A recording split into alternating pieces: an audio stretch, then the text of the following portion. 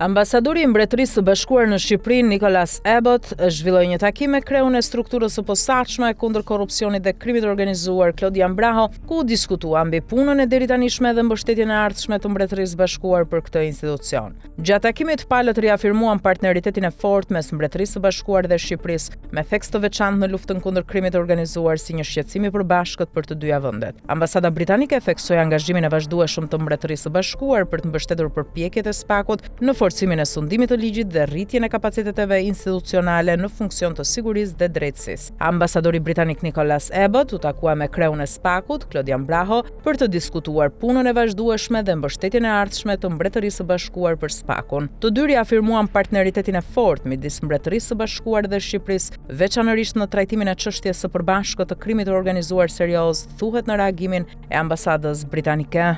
Takimi vjen në një moment kyç, ndërsa Shqipëria forcon strukturat e saj për të luftuar krimin e organizuar dhe korrupsionin. Nga ana e tij, kreu i SPAK-ut, Klodian Braho, riafirmoi angazhimin e institucionit për të vijuar hetime të thelluara dhe për të garantuar drejtësi të shpejtë dhe transparente, duke përfshirë çështjet e krimit të organizuar serioz dhe korrupsionit të niveleve të larta.